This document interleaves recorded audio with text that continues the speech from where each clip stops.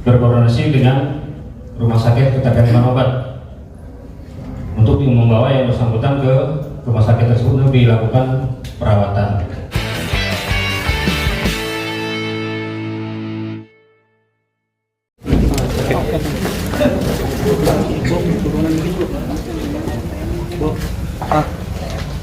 Ya. Oke, siap. Bismillahirrahmanirrahim. Assalamualaikum warahmatullahi wabarakatuh. Sore dan salam sejahtera bagi kita sekalian yang saya hormati rekan-rekan media dari Pokja Polres Metro Jakarta Barat, Bapak Kapolres, Polres Narkoba, Kanit.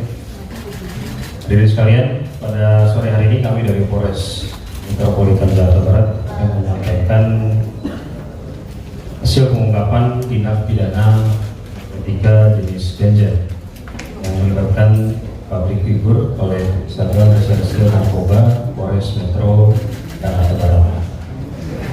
Berdasarkan laporan polisi nomor 5 Romawi 2024 tanggal 9 Mei 2024, di mana tindak pidana narkotika setiap orang yang tanpa hak atau melawan hukum menanam, memelihara, memiliki, menyimpan, menguasai, atau menyediakan narkotika golongan 1 dalam bentuk tanaman, atau setiap pengguna narkotika golongan 1 bagi diri sendiri sebagaimana dimaksud dalam pasal 111 ayat 1 junto pasal 127 ayat 1 huruf A Undang-Undang Republik Indonesia nomor 35 tahun 2009 tentang narkotika. Pada pengungkapan tindak pidana narkotika ini, penyidik berhasil mengamankan 2 orang. Yang pertama atas nama RYH alias YG, dan yang kedua atas nama Eka alias KM. Kemudian juga penyidik menetapkan 2 orang DPO. Yang pertama atas nama JC dan yang kedua atas nama ZK. Waktu dan tempat kejadian perkara terjadi pada hari Kamis tanggal 9 Mei 2024 sekitar pukul 17.50 WIB di apartemen Kalibata City, Kelurahan Rawajati, Kecamatan Pancoran, Jakarta Selatan. Adapun kronologis kejadian yang perlu disampaikan berawal dari adanya laporan masyarakat terkait dengan peredaran gelap narkotika di wilayah Kecamatan Palmerah, Kota Jakarta Barat. Atas informasi tersebut, kemudian penyidik melakukan serangkaian kegiatan penyelidikan dan melakukan kegiatan surveillance dan mendapatkan informasi bahwa pelaku berada di apartemen Kalibata City, Kelurahan Rawajati, Kecamatan Pancoran, Jakarta Selatan.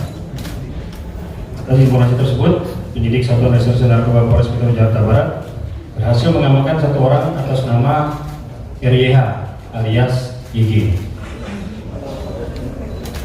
Kemudian dilakukan tindakan penggeledahan terhadap apartemen milik saudara YG. Dari hasil penggeledahan, penyidik berhasil menemukan barang bukti berupa 1 plastik pit berisi narkotika jenis daun ganja kering dengan berat kotor 4,18 gram berada dalam botol kaca mayonnaise yang disimpan di dalam kulkas pelaku. Kemudian 1 plastik pit berisi narkotika jenis biji ganja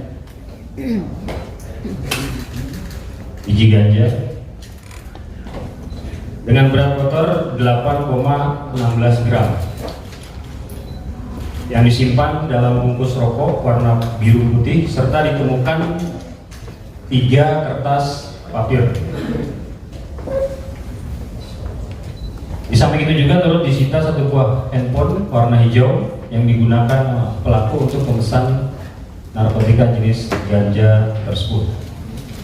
Dari pengakuan saudara YG, ganja tersebut diperoleh dari seseorang bernama JC yang kita tetapkan sebagai DPO dengan membeli seharga 250.000, di mana dari berdasarkan pengakuan YG ini 250.000 ganja yang diperoleh dari JC ini itu bisa menghasilkan kurang lebih sekitar 10 linting ganja. Kemudian dari pengakuan YG itu sendiri, yang bersangkutan mengkonsumsi ganja untuk kepentingan pribadi, artinya mengkonsumsi sendiri. Nah, berhubung si saudara YG ini berteman dengan saudara Eka, mana YG dan Eka sama-sama mengelola rumah makan di kawasan apartemen Kalibata tersebut. Dan beberapa kali Eka meminta atau menanyakan ganja kepada saudara YG. Kemudian sekitar berdasarkan pengakuan YG, sekitar tanggal 20 Maret 2024, YG memberikan 1 linting ganja kepada Eka. Dan oleh Eka 1 hari kemudian pada tanggal 21 Maret ganja tersebut dikonsumsi sekitar pukul 4.00 WIB di atas pohon di belakang apartemen. Nah, kemudian Eka sendiri tidak langsung menghabiskan 1 linting ganja tersebut. Dan ketika sudah sisa setengah linting disimpan di dalam toples kosong, kemudian beberapa hari kemudian ganja tersebut dikonsumsi kembali. Sehingga ketika kita mengamankan saudara YG dan Eka, sebagaimana SOP di dalam mengamankan pelaku tindak pidana narkoba, kami langsung melakukan tes urin.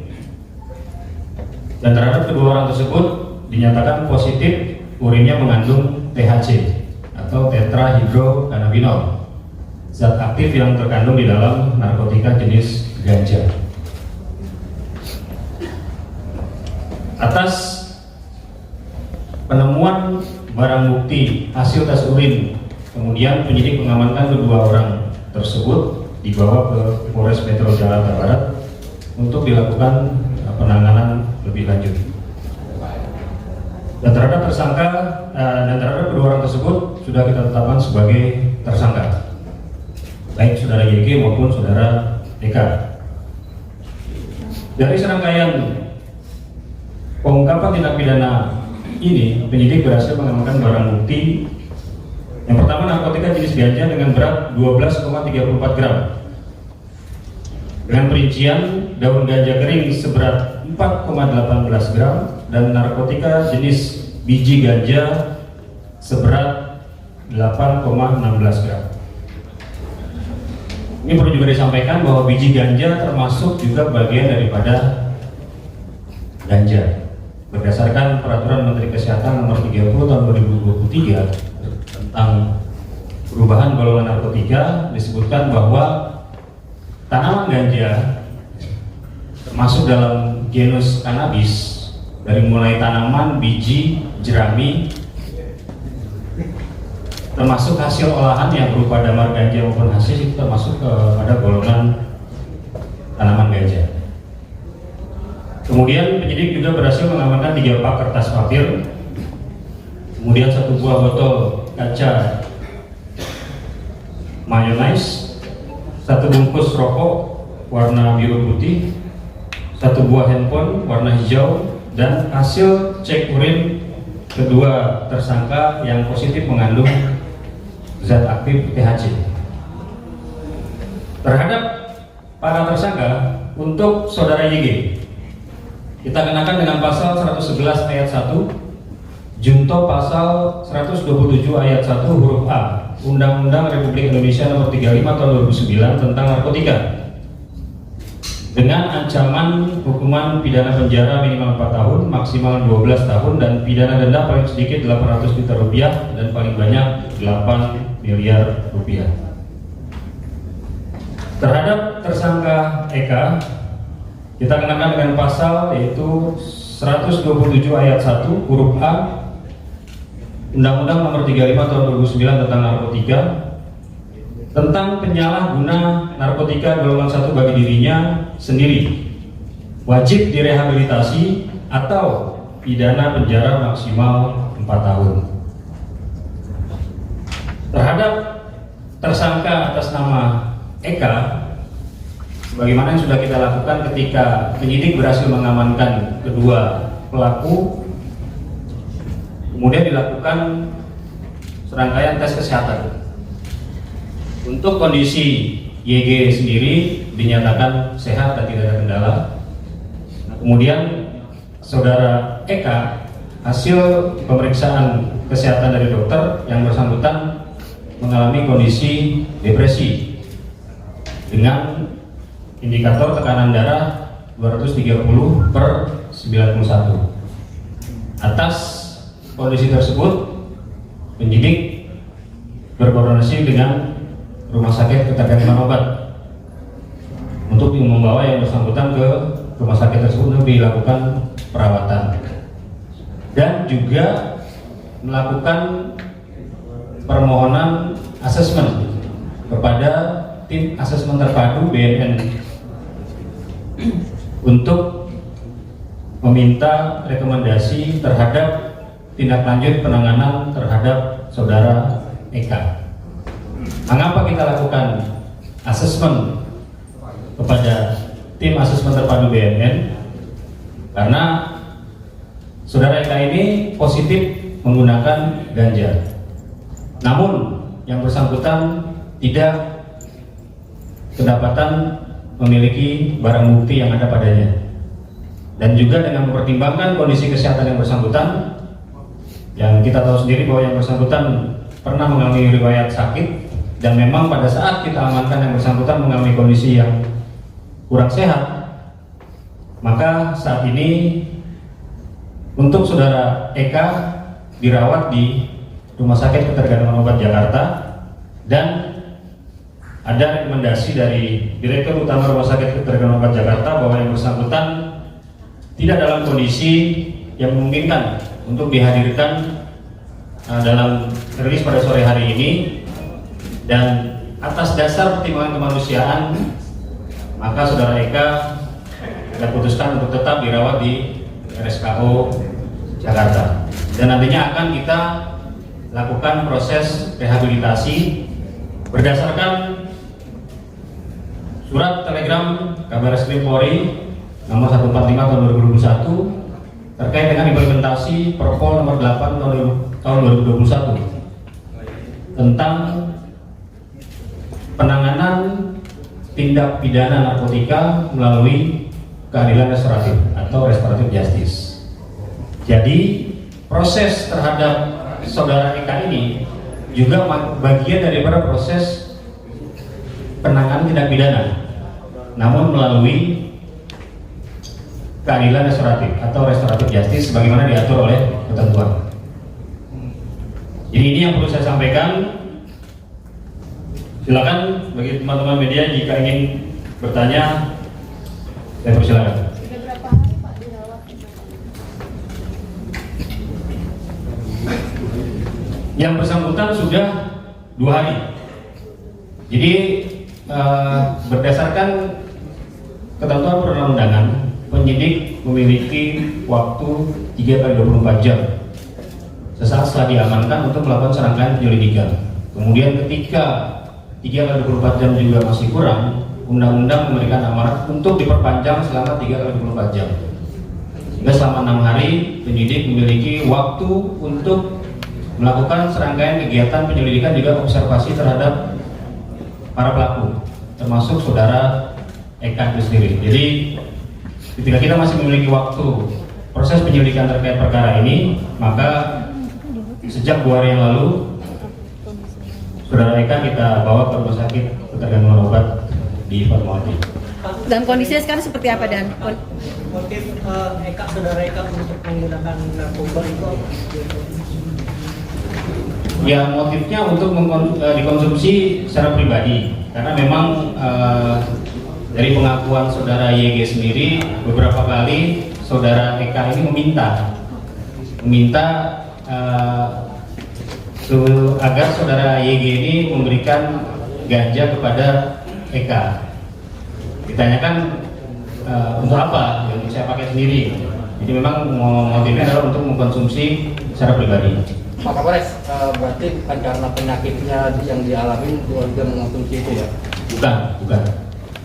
Si Eka ini, Pak, tapi kondisinya sampai 2 hari sampai saat ini seperti apa kondisinya? Kan sudah diperiksa oleh RSKU sendiri seperti apa? Iya. Ini kami mendapatkan surat dari Direktur Utama Rumah Sakit bahwa sampai hari ini memang disampaikan bahwa kondisi kesehatan yang bersangkutan belum stabil atau belum membaik. Hingga atas dasar inilah dengan pertimbangan juga aspek kemanusiaan, maka saudara Eka tidak kita hadirkan dan tetap dirawat di Rumah Sakit RSKU Jakarta. Pak, menurut itu saudara Eka itu sendiri sudah mengkonsumsi narkoba itu sudah berapa lama? Berdasarkan pengakuan YG, baru tanggal 20 Maret itu ganja tersebut diberikan atau diserahkan YG kepada Eka, dan Eka pun juga mengakui baru sekali itu dia mengkonsumsi ganja tersebut. Pak, 2 hari dirawat atau YG menjualnya atau memberinya? Memberi. Tadi dia membelinya dari si DPO atas nama JC 50.000, kemudian kan dapat 10 linting, 1 linting diserahkan kepada proses ini menjual juga atau hanya menggunakan untuk kebutuhan pribadinya. Pak, izin Pak, untuk YG sendiri sudah berapa lama Pak dan sampai dia memberikan rekomendasi ganja itu ke Eka Pak? Berdasarkan pengakuan saudara YG yang bersangkutan sudah 6 bulan mengkonsumsi ganja dan sudah 10 kali bertransaksi.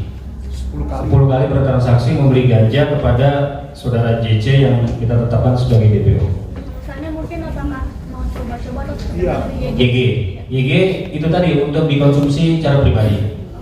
Pak, Kapolres. Enggak, hanya untuk dikonsumsi. Ada kemungkinan tersangka lain yang diajak sama YG nggak Pak selain Eka Pak? Untuk Iya, pakaian? di sini kan ada 2 DPO yang sudah kita tetapkan atas nama JC dan ZK. JC itu yang mengantar YG membeli barang kepada JC, kemudian barang tersebut diantar oleh ZK. Pak, Jadi ada kurirnya atas nama ZK. Berarti dia memberi barang hanya untuk Eka aja untuk saat ini Pak? Iya, hanya 1 orang kepada si ZK itu saja. Pak Eka dirawat 2 hari itu, dia dibawa ke rumah sakit berarti sejak kapan dan akan dirawat sampai kapan Pak? Dan kemudian apakah dia sebelumnya sudah menunjukkan tanda-tanda depresi ketika diperiksa itu? Iya, kan tadi sudah saya sampaikan, setelah kita amankan, kita lakukan tes kesehatan. Tes kesehatan yang bersangkutan mengalami sedikit demam dan juga tekanan darahnya tinggi, 230/91. Artinya dia dirawat sampai kapan Pak? Berarti Pak? Ya kita menunggu dari hasil keterangan dokter ini, karena sampai hari ini pun kita minta dihadirkan, dokter masih memberikan keterangan yang bersangkutan belum bisa dihadirkan karena kondisinya belum stabil atau belum membaik.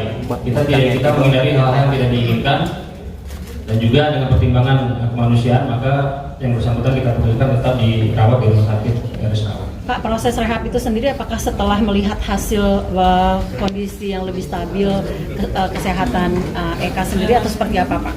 Iya, jadi prosedur terhadap rehab ini kan yang pertama dari hasil penyelidikan bahwa hasil pemeriksaan terhadap YG maupun Eka itu sendiri bahwa Eka baru pertama kali mengkonsumsi ganja, kemudian ganja yang dikonsumsi 1 linting dan hasil tes urinnya memang positif, namun tidak ada barang bukti lain yang ditemukan selain sama si YG ini, hingga si Eka nya memang tidak memiliki barang bukti ganja ataupun barang bukti narkotika yang lain.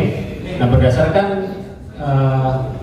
hal tersebut, maka kita putuskan kita mengajukan permohonan asesmen ke tim asesmen terpadu. Jadi keputusan rehabilitasi ini juga semata-mata bukan karena subjektivitas dari penyidiknya saja, tapi juga melalui serangkaian kegiatan koordinasi baik ke BNN maupun kita melakukan gelar perkara dengan melibatkan Direktorat Reserse Narkoba Polda Metro Jaya.